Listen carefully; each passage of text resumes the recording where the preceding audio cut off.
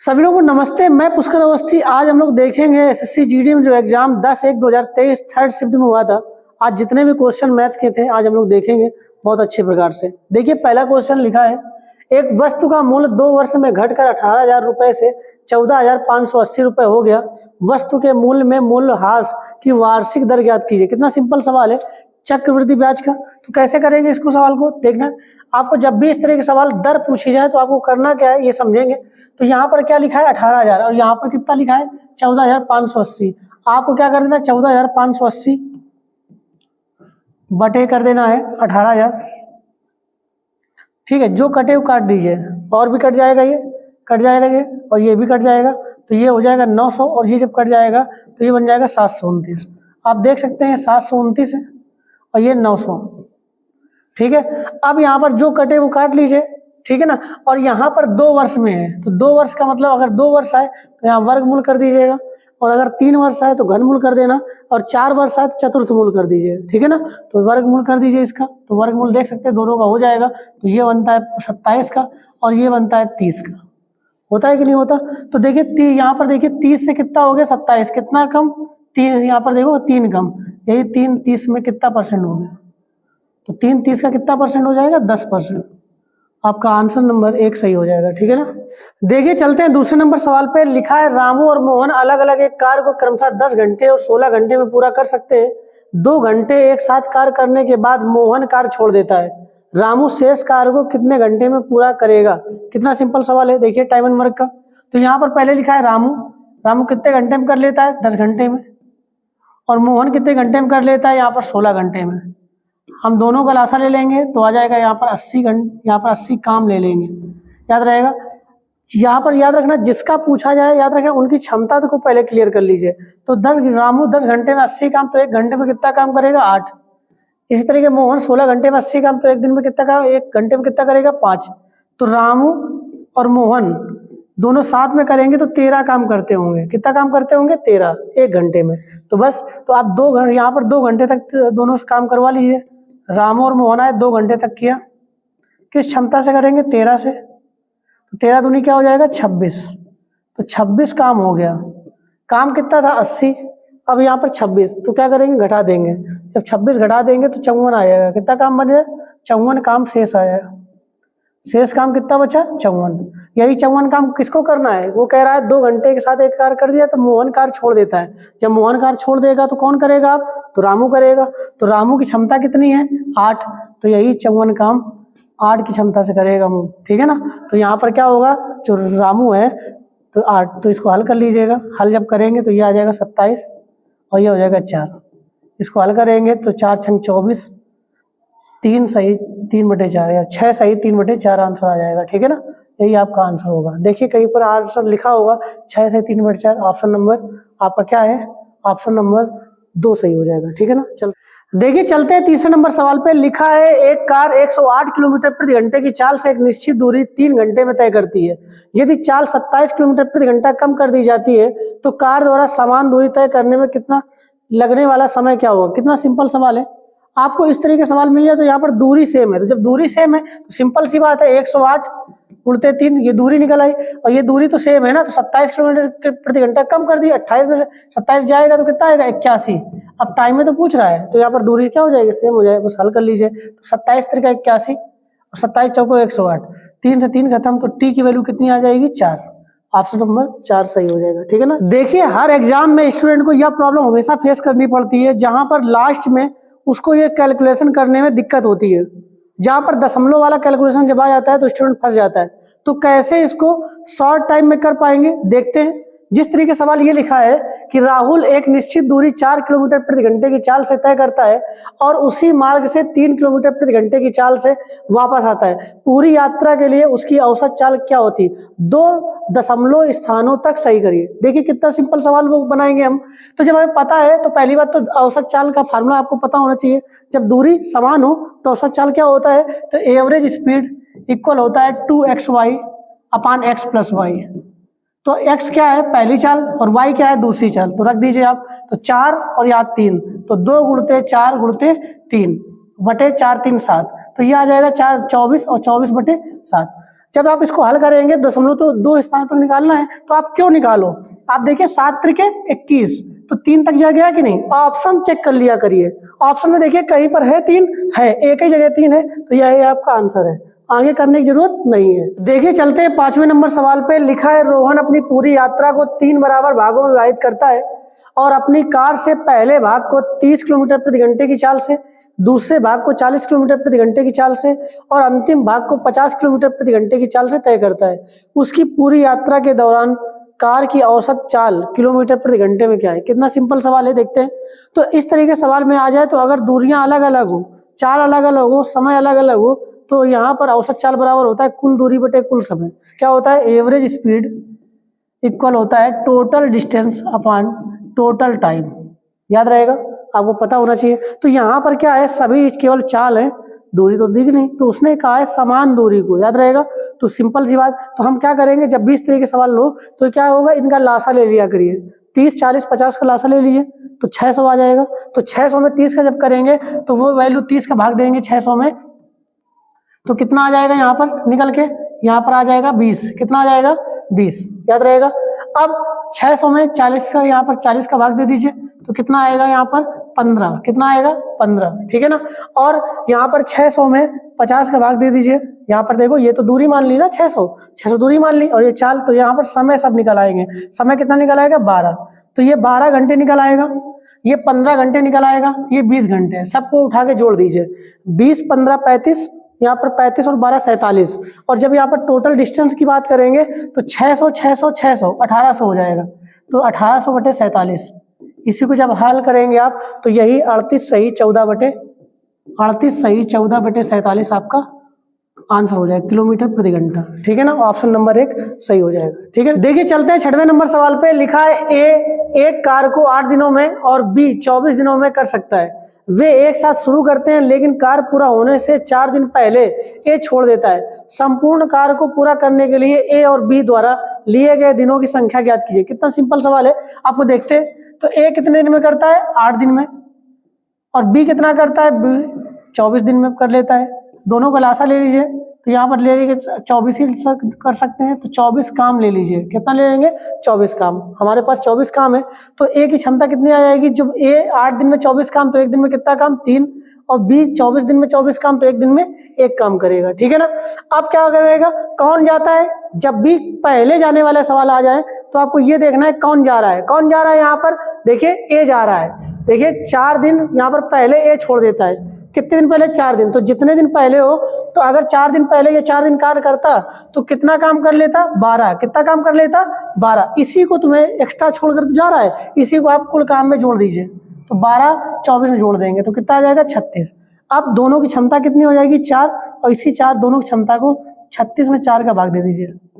ठीक है ना, आपका आंसर आ जाएगा। कितना आ जाएगा, यहाँ पर 4 का भाग देंगे तो कितना आ जाएगा, 9। कितना आ जाएगा, 9 दिन। आपका आंसर नंबर 3 सही हो जाएगा। ठीक है ना। देखिए चलते हैं 7वें नंबर सवाल पे। लिखा है एक चोर ने अपनी यात्रा 60 किलोमीटर प्रति घंटे की चाल से शुरू की। 30 मिनट के बाद पुलिस ने उसी जगह से 80 किलोमीटर प्रति घंटे की चाल से उसका पीछा करना शुरू किया। पुलिस को चोर को पकड़ने में कितना समय घंटे में लगेगा। कितना सिंपल सवाल है, आपको याद रखना है कि 60 किलोमीटर प्रति घंटे की चाल से कौन भागा है, चोर। कितने मिनट पहले भागा है, 30 मिनट पहले। याद रहेगा, तो कहीं ना कहीं 30 मिनट में उसने कहीं ना कहीं कुछ दूरी तय की होगी। तो जब 60 की स्पीड से 1 घंटे में 60 चलता है तो 30 मिनट में कितना चलता है, 30 मिनट चलता, कितना चलता होगा, 30 किलोमीटर। याद रहेगा, जब 1 घंटे में 60 तो 30 मिनट में कितना चलता होगा, 30 किलोमीटर। ठीक है ना, तो याद रखना। तो यहाँ पर जो डिस्टेंस है बीच की 30 किलोमीटर, इसी को तो कवर करना है। ठीक है ना। अब पुलिस की जो चाल होगी, यहाँ पर पुलिस कितने समय में, तो पुलिस की अपेक्षित चाल जो होगी, तो अपेक्षित चाल यहाँ पर दोनों एक ही दिशा में चल रहे होंगे। दोनों जब दोनों एक ही दिशा में चलते हैं तो उनकी चालें घट जाती है। तो उसकी चाल कितनी है, 60, और पुलिस की चाल कितनी है, 80। जब आप अपेक्षित चाल करेंगे तो 60 80 में घटेगा तो 20 आ जाएगा।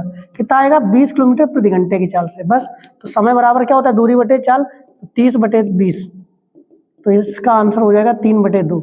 इसी को ऑप्शन नंबर 2 सही हो जाएगा। ठीक है ना। देखिए चलते हैं 8वें नंबर सवाल पे। लिखा है 5750 रुपए पर 1 वर्ष के लिए 16% की दर से वार्षिक रूप से चक्रवृद्धि होने वाले ब्याज और अर्धवार्षिक रूप से चक्रवृद्धि होने वाले ब्याज के बीच कितना अंतर है।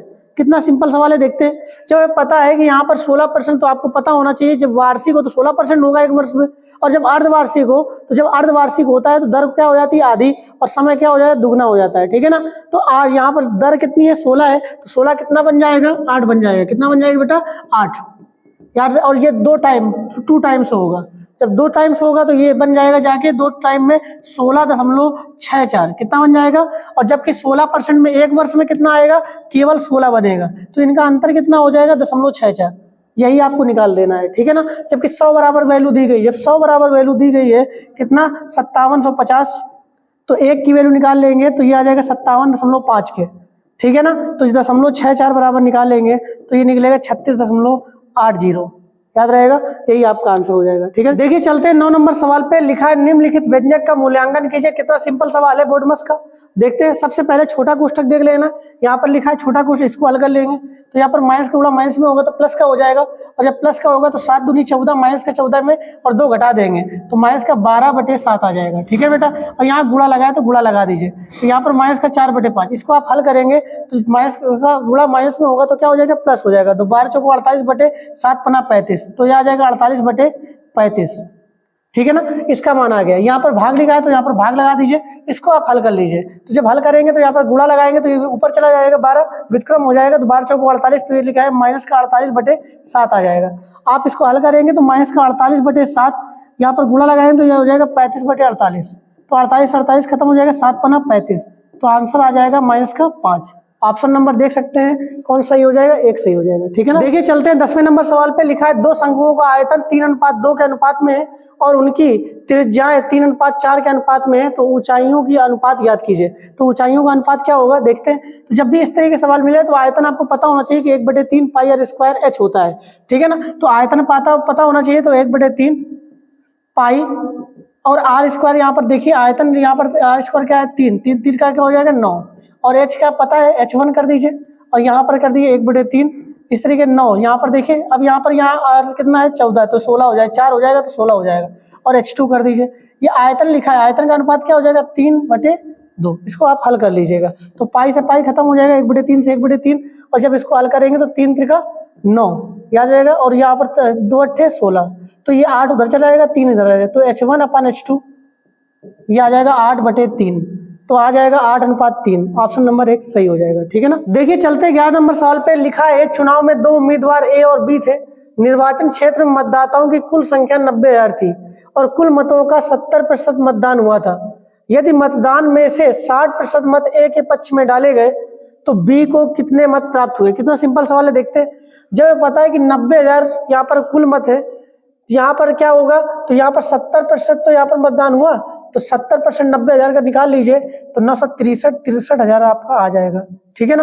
अब यहाँ पर 60% ए को मिले, ठीक है ना, तो बी को कितने मिलेंगे, तो बी को कितना मिलेगा, 40%, तो बस इसका 40% आप निकाल लीजिए, तो यही बी की वैल्यू मिल जाएगी। ठीक है ना। तो यहाँ पर देखिए 2 0 खत्म हो गया, 4 3 12 और 4 6 24, 1 25, तो यहाँ पर आ जाएगा 25,200। ऑप्शन नंबर देखिए 2 सही हो जाएगा। देखिए चलते हैं 12 नंबर सवाल पे। लिखा है गोले का नक्काशीदार सतह का क्षेत्रफल 1386 सेंटीमीटर स्क्वायर है, इस गोले का आयतन कितना होगा। कितना सिंपल सवाल है। गोले का जब हमें पता है वक्र पृष्ठ क्या होता है, 4 पाई आर स्क्वायर, तो 4 पाई आर स्क्वायर की वैल्यू दी गई है कितना, 1386, तो याद रखना, तो यहाँ पर आर की वैल्यू निकाल लीजिए। तो आर की वैल्यू जब इससे निकालेंगे तो यहाँ पर याद रखना, ये बहुत सारा पूछा जाता है आपसे कि जब 1386 याद रखिएगा, तो जब 1386 यहाँ पर टोटल सरफेस एरिया होगा तो यह आर जो होगा 10.5 होगा। कितना होगा, 10.5। इसको हल करेंगे तब भी आपका निकल आएगा, तो आपको आर निकल आएगा। अब यहाँ पर आयतन पूछ रहा है, तो आयतन आपको पता होना चाहिए 4/3 पाई आर क्यूब होता है, तो 4/3 पाई आर क्यूब में रख देंगे तो 22/7 गुणते यहाँ पर यहाँ पर लिखा है 10.5, तो 21/2 भी तो कर सकते हैं हम इसको, तो 21/2 गुणते 21/2, इसको हल कर लीजिएगा। जब हल करेंगे तो यहाँ पर 21 से 21 खत्म हो जाएगा, 4 से ये 4 खत्म हो जाएगा, यहाँ पर 11 खत्म हो जाएगा। ठीक है ना। 21 का जब गुणा करेंगे तो ये 441 हो जाएगा और यहाँ पर 11 आ जाएगा, 11 कम 11, 11 चौको 44, 44 1 45 और 11 चौको 44, याद रहेगा, 44 4 आएगा 48, तो 48 51 आपका आंसर हो जाएगा। ऑप्शन नंबर 2 सही हो जाएगा। देखिए चलते हैं 14 नंबर सवाल पे। लिखा है 28 के वर्ग को उस सबसे बड़ी संख्या से विभाजित किया जाता है जो 42 और 56 दोनों से पूर्णतः विभाजित कर सकती है, परिणाम क्या होगा? कितना सिंपल सवाल है। तो पूर्णतः विभाजित कर सकती है वो बड़ी से बड़ी संख्या, तो वह बड़ी से बड़ी संख्या क्या मतलब मासा, तो इसका 4256 का आप मासा निकाल लीजिए। तो जब मासा निकालेंगे आप तो क्या निकल आएगा? 14 निकल के आएगा, ठीक है ना। अब क्या करेंगे, 28 के वर्ग लिखा है तो 28 के वर्ग भाग देना है, तो 28 का क्या होता है वर्ग, 28 गुणित 28 और इसी 14 का भाग दे दीजिए, याद रहेगा। 14 से काटेंगे तो 14 दूनी 28, 28 दूनी 56।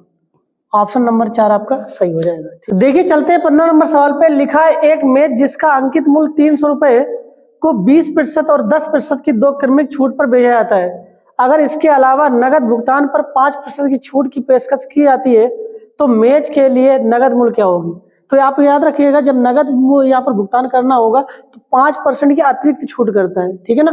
तो यहाँ पर देखो 20%, 10% और 5%, 3 छूट हो गई, ठीक है ना। तो क्रमिक छूट यहाँ पर 3 हो गई, तो एक मात्र छूट क्या हो जाएगी, तो 20 गया, 100 में 20 कम करिए 80, और यहाँ पर देखिए 80 का 10% निकालेंगे तो 8 निकलेगा, ठीक है ना। तो 80 का यहाँ पर 8 तो हो जाएगा 72, और 72 का 5% हम निकालेंगे तो 3.6 निकलेगा। कितना निकलेगा? तो कितनी कितनी छूटें हो गई आपकी, पहले 20, फिर 8, फिर यहाँ पर 3.6, सबको आपको जोड़ देना है। सबको जोड़ेंगे तो यहाँ पर कितना बनेगा, 31.6, जबकि वैल्यू कितनी थी 100। अब इसमें जब 31.6 घटा देंगे तो वैल्यू कितनी बन जाएगी, ये बन जाएगी आपके 68.4। कितनी बन जाएगी? 68.4, ठीक है ना। तो यहाँ पर 100 की वैल्यू दी गई है, 100 बराबर 300, तो 1 बराबर 3 के, तो बस 68.4 बराबर 3 में गुणा कर दीजिए। 3 चौको 12, 3 × 24, 24 1 25 और 3 × 18, 18 2 20, 205.2। आपका आंसर देखिए 4 ऑप्शन सही हो जाए। देखिए चलते हैं 16 नंबर सवाल पे। लिखा है पेट्रोल की कीमत 92 रुपए प्रति लीटर से बढ़कर 96.5 रुपए प्रति लीटर कर दी गई है, तो पेट्रोल की कीमत में कितने प्रतिशत की वृद्धि होगी? कितना सिंपल सवाल है। देखें तो पहले वैल्यू कितनी थी 92 रुपए, अब कितनी है 96.5 रुपए, तो वृद्धि कितनी हुई बेटा? तो वृद्धि कितनी हुई 4.5। अब तुम्हें परसेंटेज वृद्धि परसेंट निकालना है, तो 4.5 हमेशा कम वाले पर वृद्धि निकालेंगे, तो 92 पर कितना परसेंट, यही आपका आंसर होगा। एग्जामिनर लास्ट में ऐसी वैल्यू रख देगा जहां पर तुम्हें कैलकुलेशन करने में टाइम लगेगा, तो इसको करने के लिए अगर रणनीति से नहीं चलोगे तो समय लगेगा। तो कैसे करेंगे, तो यहाँ पर क्या करेंगे, 0 1 0 से दशमलव हटा देंगे और 45 से काटेंगे तो यहाँ पर 0 आएगा, तो ये 20 दशमलव कुछ आएगा, ये याद रहेगा, मतलब 20 से बड़ी वैल्यू रहेगी। अगर यहाँ पर 20 रहता तो यहाँ पर 5 होगा, लेकिन यहाँ पर 20 से बड़ी वैल्यू रहेगी, इसका मतलब 5 से कम रहेगा। यहाँ पर ऑप्शन देख सकता है कि 5 से नजदीक कौन सी वैल्यू है, ऑप्शन नंबर 3 देखिए 4.9, यही आपका सही हो जाएगा। अगर करना हो तो आप कर सकते हो, ठीक है ना। देखिए चलते हैं 17 नंबर सवाल पे। लिखा है 24 और 36 का तृतीय समानुपाती क्या होगा? कितना सिंपल सवाल है। आपको तृतीय अनुपाती या तृतीय समानुपाती का फार्मूला पता होना चाहिए। इसका फार्मूला होता है b²/a। तो ये हो गया b की वैल्यू, ये हो गया a की वैल्यू, बस इसी में रख दीजिए, तो ये हो जाएगा 36 × 36 / 24, ठीक है ना। तो आप इसको हल करेंगे तो 12 दूनी 24, 12 3 36 और 2 से काटेंगे यहाँ पर 18, यहाँ पर 18 3 54, तो वैल्यू 3 है ना, ऑप्शन नंबर 3 सही हो जाएगा। देखिए चलते 18 नंबर सवाल पे। लिखा है डिस्काउंट स्कीम के तहत 20% की छूट देने के बाद भी 10% का लाभ होता है, तो यह बताएं कि अंकित मूल्य क्रय मूल्य से कितने प्रतिशत अधिक है। कितना सिंपल सवाल है। हमने कई बार आप लोगों को बताया है कि जब सीपी और एमपी का यहाँ पर कंपेयर किया जाए तो यहाँ पर याद रखना है, तो यहाँ पर एक तरफ लिख देना सीपी और एक तरफ लिख देना एमपी। तो सीपी और एमपी का जब वैल्यू इस तरीके बन जाए तो यहाँ पर सीपी का संबंध किससे होता है, प्रॉफिट एंड लॉस से, तो आपको संबंध इससे एमपी से करा देना है, और एमपी का संबंध किससे होता है, डिस्काउंट से, तो इससे सीपी से करवा देना है, ठीक है ना। तो यहाँ पर देखिए डिस्काउंट हो रहा है 20% का, तो 20 80 यहाँ हो जाएगा 80। अब यहाँ पर एमपी की तरफ क्या करेंगे, लाभ, तो लाभ कितना 110% लाभ, तो 110 इधर, तो काटना है तो यहाँ पर 8:11 हो जाएगा। ये आ गया सीपी, ये आ गया एसपी। ये कितना अधिक है देख सकते हो आप, 3 अधिक है।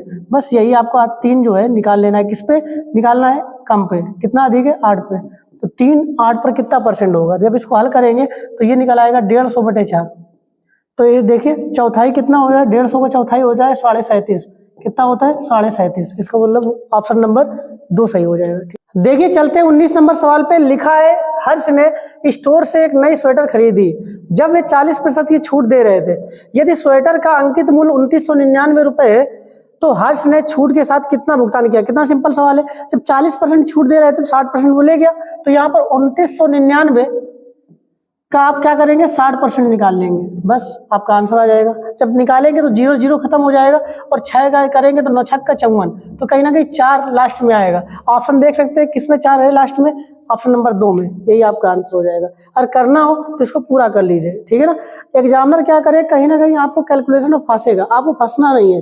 देखिए चलते हैं 20 नंबर सवाल पे। लिखा है एक व्यक्ति ने 2 कुर्सियां 475 रुपए प्रत्येक में बेची, एक पर 25% का लाभ और दूसरी पर 20% की हानि हुई। यदि उसने दोनों कुर्सियों को 575 रुपए प्रत्येक में बेचा होता तो उसका लाभ हानि निकटतम पूर्णांक तक पूर्णांकित कितना होता। कैसे करेंगे इस सवाल को देखते हैं। जब यहाँ पर 25% लाभ है और 475 एसपी है तो इसका मतलब 125 की वैल्यू 475 है तो 100 की वैल्यू निकाल लेंगे। हमें कुल मिला के सीपी निकालना है तो यहाँ पर जब निकालेंगे 100 की वैल्यू तो ये 380 निकल आएगा। इसी तरीके अगर 20% यहाँ पर दिया गया है, यहाँ पर हानि है तो इसका मतलब 80 की वैल्यू 475 है तो हम 100 वैल्यू निकाल लेंगे तो ये निकलेगा 593.75। इनको दोनों को जोड़ दीजिए। जब दोनों को जोड़ देंगे तो यहाँ पर जो निकलेगा तो यहाँ पर देखिए ये निकलेगा 973.75। कितना निकलेगा 973.75। ठीक है ना। अब यहाँ पर देखिए 575 रुपए प्रत्येक बेच रहा है तो जब बेच रहा है 575 2 का गुणा कर दीजिए। जब 2 गुणा करेंगे तो 1150 निकलेगा। ये आपका एसपी निकल आएगा। क्या निकल आएगा एसपी 1150 रुपए। अब इस पे घटा दीजिए तो लाभ निकल आएगा। तो लाभ कितना निकल आएगा प्रॉफिट। तो जब लाभ निकालेंगे तो 176.25 आपका लाभ हो जाएगा। कितना निकलेगा 176.25। यही लाभ परसेंट निकाल लेना है तो इधर कर लीजिए। तो प्रॉफिट परसेंट निकाल लेना है तो 176.25 किस में निकाल लेना है 973.75 में। कितना परसेंट है। आपको याद रखना है कि एग्जामिनर आपको कहीं ना कहीं आपको भ्रमित करेगा कि आपको सवाल इसमें टाइम लगा दूं, लेकिन आपको टाइम नहीं लगाना है, केवल सिंपल सिटी करना है। अगर इसको हल करोगे तो बहुत समय लगेगा। तो कैसे करेंगे सिंपल में।